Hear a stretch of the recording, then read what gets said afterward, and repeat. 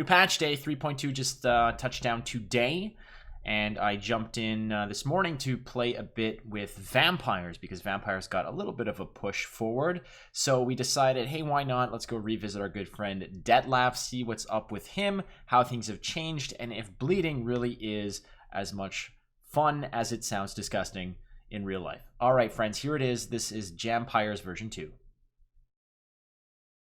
All right, so the patch is not really that old yet. It really just launched today, so the meta is still kind of sort of floating around and people are figuring things out, and obviously there are some that are ahead of the curve and dropping really powerful decks onto the ladder right away. Now for myself, I did not play any ladder in the month of August, even though it's still August for a couple more, I guess a day or so, but or much in July. I did pro rank in April, pro rank in May, pro rank in June, and then I just took some time off. Now here we are, so everything's kind of fresh and new, and I figured, why don't we just try something that has kind of floundered a bit for a while, yet here we are now with a little bit of help as of patch 3.2 for Vampires. So let's build a deck and have some fun. And we had a good time, actually.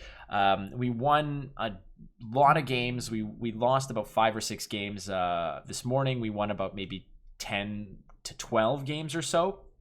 Not obviously at the height of the ladder or anything, but we looked for a deck that synergizes with Vampires, that could be fun to play, etc, etc, etc. And here we are right now with this list. So I'm going to go through the list and tell you a little bit about the strategy, and then we can go from there. So the list is as such. We'll start with the bronzes. The bronze package, very tight, very concise. It's I've got 2 times Bruxa. Bruxa, of course, is an upgrade from the previous patch. Now she is a 3 for 4, giving an enemy unit bleeding for 2 turns. The thrive is always going to be there. It is not a conditional thrive anymore. I have 2 times Plumard. Plumard is obviously a bonded ability, giving more bleeding. It's a vampire. We're just looking to fill the deck with as many vampires as possible, and Plumard gets some good value.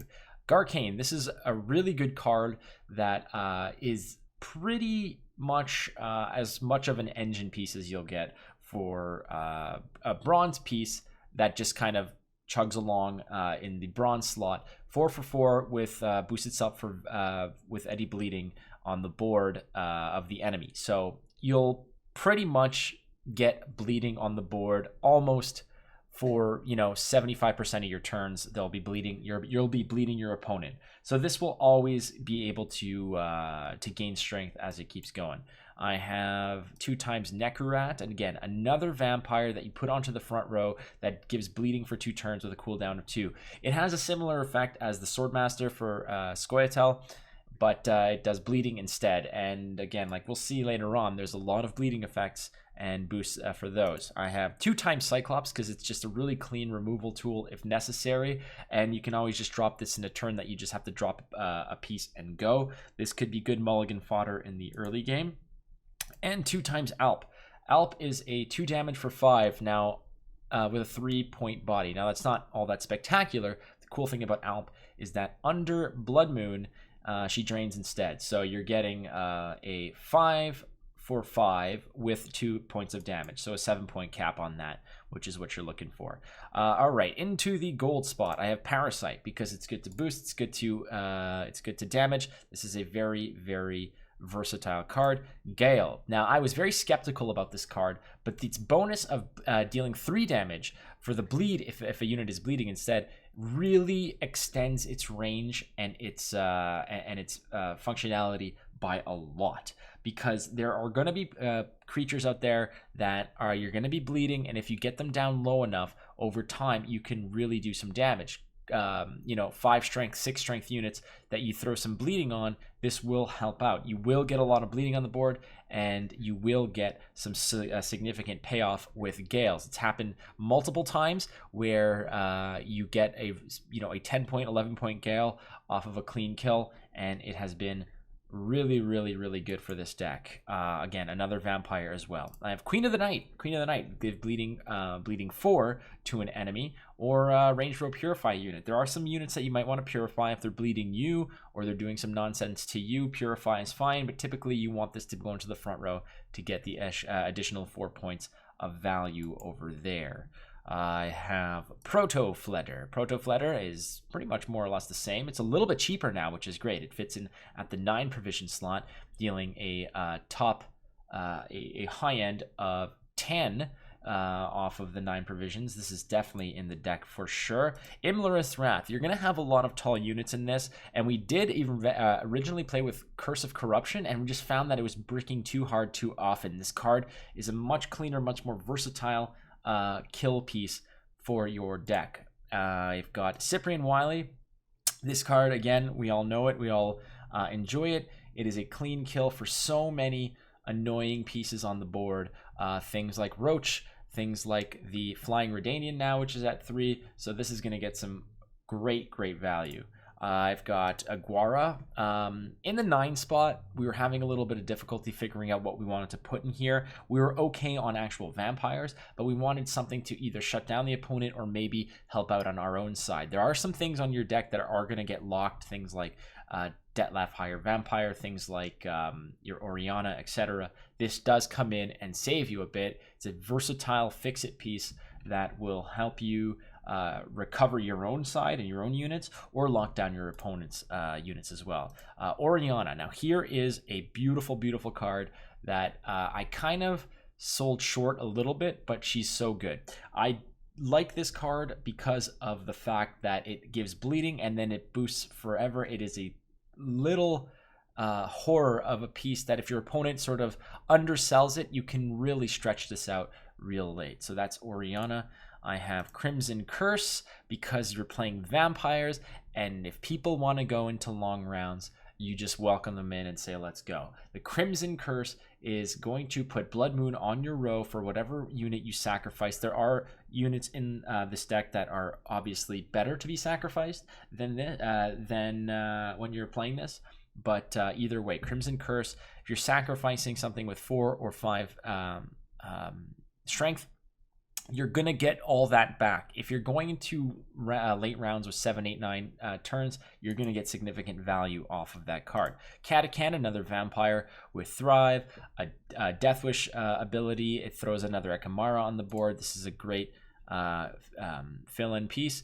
Naglfar. So here is one card. Again, it's just an easy fish piece. No explanation needed for this. Regis Bloodlust is a great card as well. Another vampire. Banish a unit that is causing you some problems.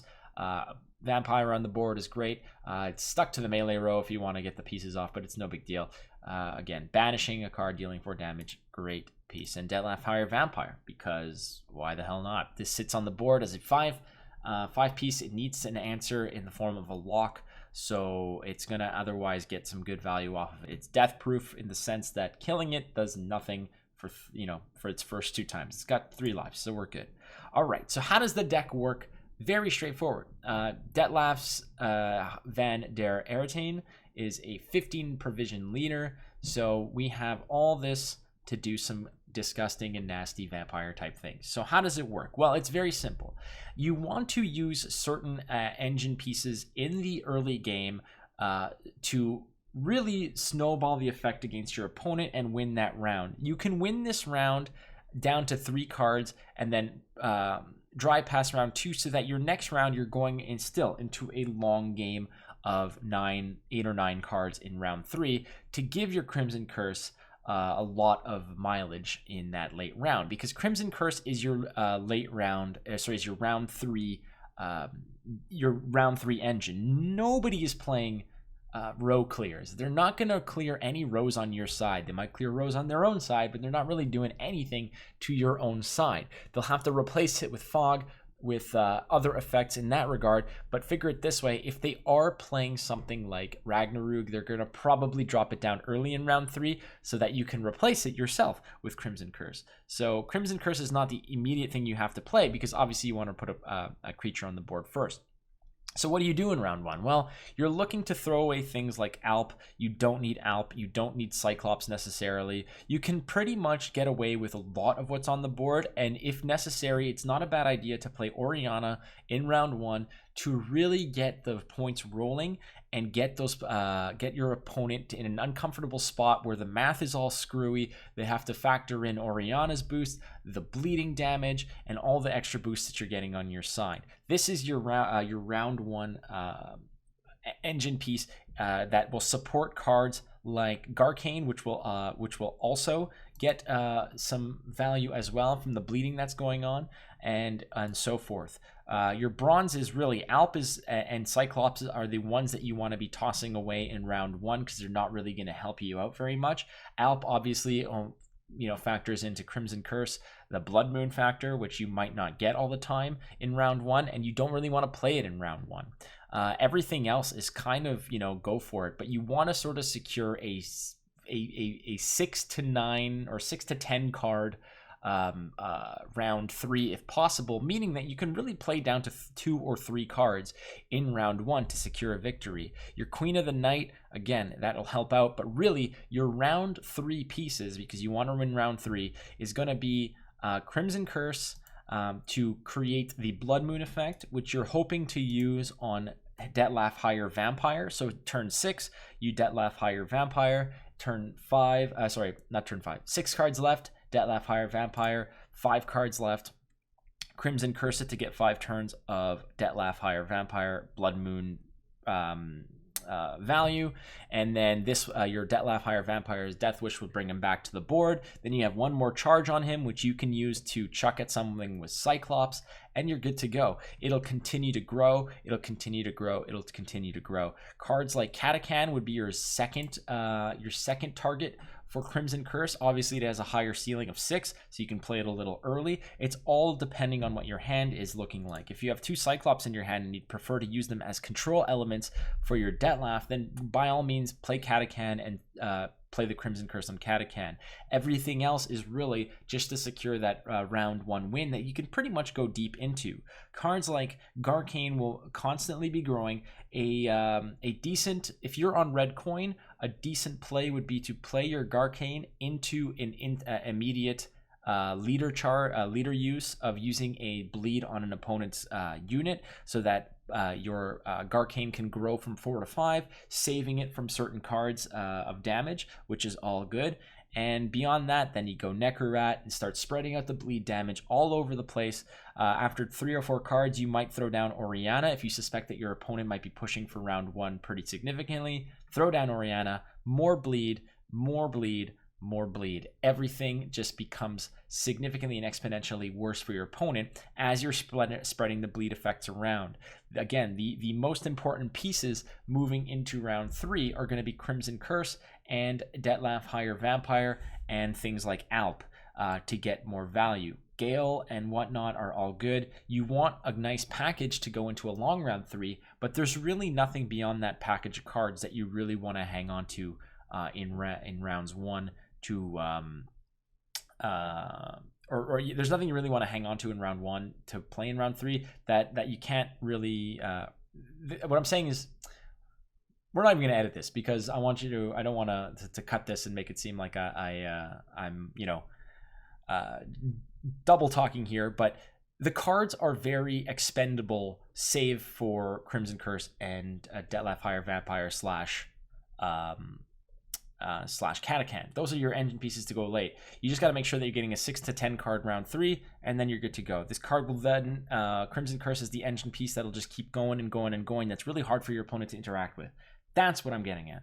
So lots of control pieces with Parasite, Proto-Flutter, things like Aguara, Cyprian, etc., Cyclopses. Have a good time with this. Is this tier 1? By God, no means no, it is not.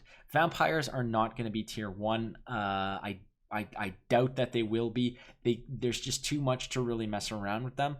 But at the same time, they're a lot of fun to play, and it's nice to just cruise through the lower ranks as you're playing something a little bit different and off meta. So enjoy it. This is Jampires version 2. My name's Flake. Thank you so much for watching. You can go ahead and hit the subscribe button. Leave your comments here in the comment section if there's other cards that you suspect or any questions you have about the deck. If not, catch me on Twitch, twitch.tv/watchflake, or on Twitter @watchflake. Be kind to one another. It's really awesome to talk to you guys. I'll see you very soon.